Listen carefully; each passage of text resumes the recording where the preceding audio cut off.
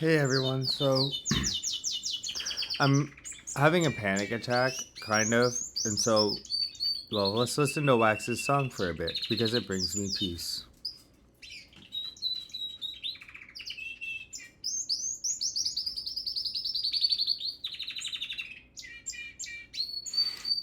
He really likes to sing. And the reason why I'm filming this is because I'm about to leave my apartment and go over to Barnes and Noble. And I was gonna hang out there until my fiance gets home because when I bought those books for my first book review, I didn't realize it, but Barnes and Noble gave me like 20% off if I signed up, and then also I get 10% off on everything there, including the cafe. When I'm having a panic attack, it makes it the main thing for me is that it makes it hard to breathe without thinking about it, so you have to breathe manually. And then you start hyperventilating or underventilating because it's hard. You're like, and so what I did was I did I did biofeedback, which is like semi whether or not it's pseudo medicine kind of depends because I feel like it made me get better at just controlling my breathing and feeling comfortable with manual breathing. But through hours of practice, literally hours of practice, just learning. And now I'm better at panic attacks because I know that even though it feels like I can't breathe, I can. Even though it feels like I'm like like suffocating, I know just like but it's not as simple as just breathe because that's only one aspect. You still have to control your mind. But I can't really relax very well if I'm like this. But if I'm at Barnes and Noble, I'm around other people. I'm afraid of having a heart attack and passing out. That's what I've always been afraid of because I used to have what's called supraventricular tachycardic arrhythmia, and I got an ablation for it, which they went into my heart but through my leg and burned and like cauterized the bad nerve. But I still have it in my head of how like I might have a heart attack or whatever. So basically, for panic attacks, I used to have them every day and I couldn't live. I lost a whole year of my life to panic attacks. I couldn't leave my. I was either had to be at work or my grandparents' house, but I couldn't get from work to my grandparents' house without having a panic attack driving. So, I would just suffer panic attacks and I would stop. I would take a route where there was two fire departments and a hospital. I would take like an extra 20 minutes to get to work just so that I was always really close to a fire department or a hospital. And I can tell you where all the hospitals in Southern California are, or well, in like the greater LA area are. Yeah, so the main thing too is I'm no longer afraid to die in the first place. But that's kind of through religion and stuff. Not really religion, but basically I used to be really afraid because I felt like I had all this potential and hadn't used it because I was just playing video games and getting high all the time. And so I was really nervous like, well, if I die when I'm 24, like if I just have a heart attack right now, it's like no one will have I won't have anything to show for my life. And I was in a fatal car accident at 18 where my friend who was in my passenger seat, long story short, he passed away and I didn't. And so I've always wanted because of that especially. Like I saw my friend one time in a lucid dream and I'll swear to everybody until I die that it was real because it was too real to not be real. And I don't know, he just looked at me, his ghost or whatever looked at me saying like, "Well, if you're actually sorry, then make something of your life." Or if you actually wish that it was because my whole thing I always wished that it was him who lived instead of me because I was suicidal anyway. I was like, but I want to kill myself. And you take him instead? What the fuck? Like I was mad. And so I was kind of like, I'm sorry that it was you and not me. And he kind of looked at me in this dream that was just like, if you're actually sorry, then make something of your life. And so I was always really nervous before I ever did anything. But now at 29, I'm kind of at peace where it's like, if I have a heart attack at 29, that's not my fault. That's just kind of because heart problems run in my family. So I don't have a. My dad is the only male in his family who's made it to 50 without having a heart attack, and my uncle basically died of one. He's like severe brain damage now. Not severe, but he, his old self died of a heart attack through oxygen deprivation when he was 38. 38, and I'm 29, and so I was always afraid, especially because I had a real heart problem. So my heart would go at like 300 beats per minute, like.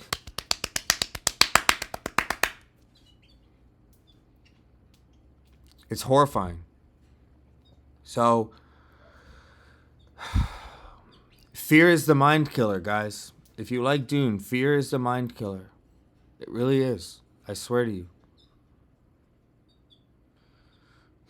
And it's rough, because I was so afraid and agoraphobic and afraid to drive for years. I still am. I still hate driving. Especially because to go anywhere, I have to pass by the place where the accident was. Not to go anywhere, but if I don't want to take extra amount of time, which I feel like that's letting it control me, so I just go, and every time I say I say a quick prayer. But I don't pray to a God who I believe is like awake and conscious. I pray to the God of love, and I believe that it's literally love, just an emergent property. Okay? And I just say a prayer to that and say, it's okay. And so yeah, like now what I have, guys, like with my sci-fi novella, I have like 800 pages of fiction, like really good fiction, and I'm gonna bring just like 100 down to it, 100 or 200 down to it. And I say really good just because I've showed it to some professors and some friends, and they say it's good stuff. Like, I'm not saying like really good, like I'm gonna be Alastair Reynolds or something, but I've only been writing for 3 months now, writing fiction, because I wrote like for a long time. Wax.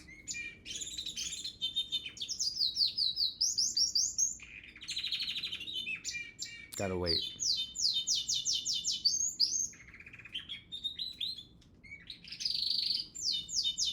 Okay, I guess I'll just have to talk over him. If it gets too distracting, I just figured it'd be cool to have my birds in the videos, but if it gets too distracting, maybe I can edit out the volume of his tweets. But it's just to see if people like it or not. Because I love his. This is what saved me, because I was stressing out all the time. And Jesus said, hey, look at the birds. God provides for the birds, and they're not stressed out all the time. Why are you so stressed out? Man, Jesus, I don't know. I just am, man, because I felt like I felt so much pressure. So to wrap this one up, first of all, I would like to talk about the song "We Can't All Be Heroes" by Wax. Wax is named after Wax, the musician, and then his girlfriend is named Rosanna, because the moment I put her in the cage, she was a freaky little mama. So if you listen to that song, you'll know what I'm talking about. My birds are Wax and Rosanna. But also you can listen to Wax song We Can't All Be Heroes, which describes how I was, and then Limousine to describe how I am now, where I wouldn't leave here to go to heaven in a flying limousine. Because I want to be here, and I know that my videos and my podcasts, I've been through, I know what it's like to go to do all kinds of shit. Put a loaded gun to your head, trying to commit suicide, like all kinds of stuff. Not trying to. If you tried to, you'd pull the trigger. But, hating myself, going through years of loneliness where I made my freaking red pill video, and it's like I didn't mention in that video that I spent an entire year on online dating and didn't get got like one date in a year because I didn't have good pictures, I found out. But Tinder and all that, just radio silence. And so I met girls in real life, but that's a lot harder. Well, it's not harder. it's harder to filter. Like, you don't know if you're compatible or not in real life. Whereas if it's on like Hinge or something, you can at least get like a basic filter, you know. So I would just meet girls randomly in real life, which is I'm so introverted. I hate going outside. Like, you see how pale I am? I'm actually a really dark. My mom's dark. My mom's half Latina and half black. So, from Brazil. So, I'm actually really dark. I just never go outside. And my dad is way whiter than me. Like, if you put like my arm and then my mom's arm and then my dad's would be whiter because he's like an Irish redhead guy. So I hate going outside and socializing, and so online dating, like I have too much social anxiety. You think I have anxiety when I'm driving? How about when I'm socializing, especially with more than one person at once, bro? So, um, yeah. So like I went, you know, like I know what it's like to fail like that and feel lonely and feel ugly and feel dumb and feel shitty. Because my girlfriend had just left me. My girlfriend of 3 years had just left me for not making enough money. For some reason, I'm a minimalist. Of course, I don't make a lot of money, but I can if I want to. And so then, you know, I got in this mindset where people thought I was cool when I was 18, but now it's like I don't, you know, I don't have a job. I drive a piece of shit. I just hang out all day. And I felt like now women don't like me anymore. Girls liked me, but women don't. I was in that mentality for a whole year until I just changed my pictures, and then I still wasn't like, oh, date all the time, but I would at least get like one date a week. And you know, and then that's when I met my fiance, Jasmine, on like my fourth date. Yeah, my fourth date, which took like it took like a month and a half just to get 4 dates for me. But you know, and then I met Jasmine, and you know, it's like, is Jasmine a supermodel?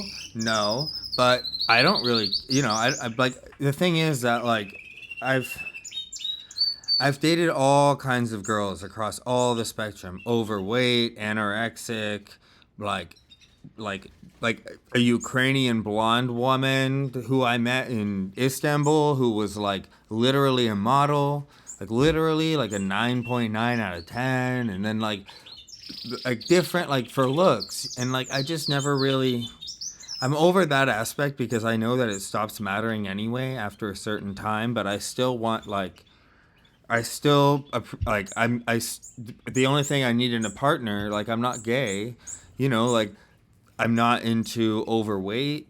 I'm just not attracted to that, and some people are, and I think that there's a lot of guys who do like fat girls, but they're just afraid of the social stigma. But you know, it's like there should be a social stigma also against wanting your girlfriend to be a skeleton, and I don't really mind that. But so it's like, you know, that's weird too. So, and Jasmine is not like, you know, she's just like a you know, she's like in between like a big boned girl and a regular girl because she was an athlete. So she was in cheer for a long time. So she's like pretty built, you know. But she's certainly not like, you know, like she doesn't have a six pack, you know.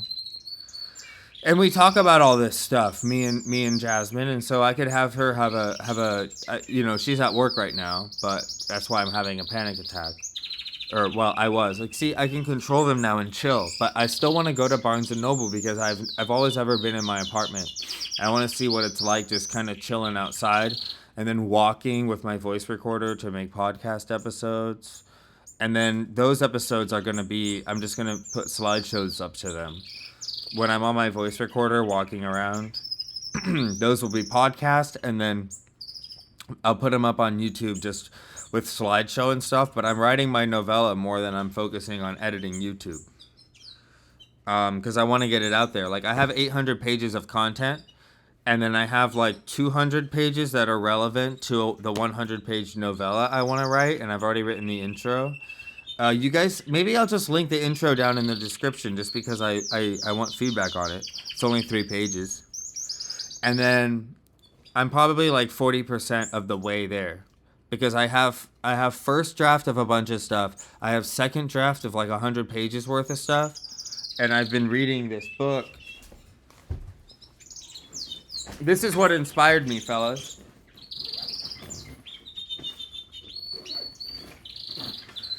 This book, the Worm and His Kings, is really cool cosmic horror, and I incorporate cosmic horror into my hard sci-fi with the use of all kinds of stuff. I Have No Mouth and I Must Scream, for example. So this is cool, guys, because it's only this long and it's 100 pages. And I realized this is like a bestseller and people love it. So I realized, like, as a debut author, it's not even good to drop down a tome, man. I'm so excited, guys, because I have a website with my whole universe. And so, um, um, and so the universe will host the wiki and the lore. But then this will just be, I'll just write like 10 novellas that are set in the universe that are all over the place because the universe is vast. Like, it's the whole Milky Way. There's so much shit going on. So my first novella is just focusing on this planet called the Last Seed. It's actually Earth, but I kind of I kind of reveal that it's Earth up front because it fits into the whole plot. I explain why. Earth is the only planet that got left alone by these not by these aliens, by these AIs, these self-replicating AIs, and nobody knows why. But it's part of the story. So yeah. So like I'm publishing my first novella set on that new Earth. It's got a bunch of crazy cultures. It's a little bit like Conan the Barbarian mixed with the Powder Mage trilogy. It's kind of like, because they're kept below the information era. Their AI overlord does not let them make logic gates that run off of electronics. They can make logic gates, but only analog ones. So they have automatons and shit. I've always loved automatons, like clockwork. But then the more primitive cultures is more like Conan. And so the novella will be set there. But then I have the main story. That's like a side story. The main story is Gerpula, man. That's what it's called. Gerpula is basically just a group of humans going really, really, really fast, trying to keep the species alive. And you can, so I'll wrap up the video with, you can see how just thinking about something else can help you.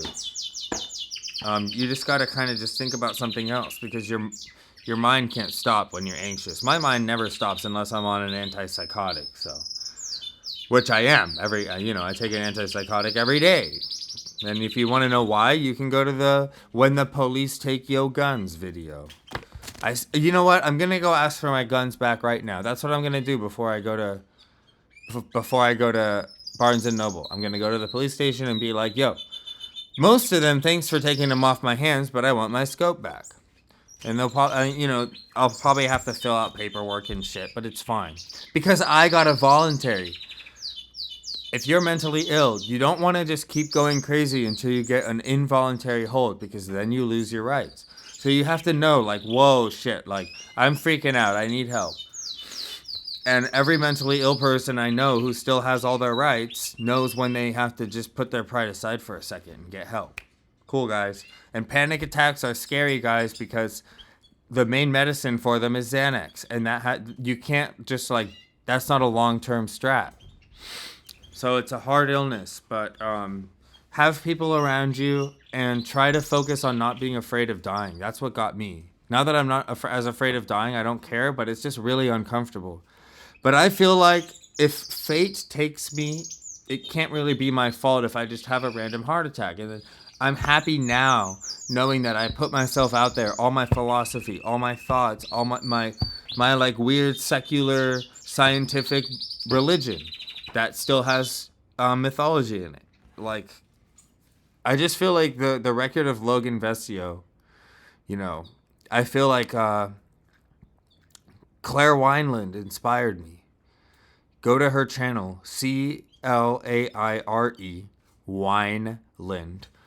She died of cystic fibrosis at, I think, 20, and she knew she was going to. And she had a YouTube channel. And she's going to be my first heroine video, because I'm going to have a women in history series, and it's going to start with Hypatia, an ancient woman, and Sappho of Lesbos, ancient women, and go all the way up to Claire Wineland, the most recent female hero of mine, role model. And so even if I die at 80, I can be like Claire Wineland. And if I die tomorrow, I can be like Claire Wineland. She inspired me. So yeah, thanks.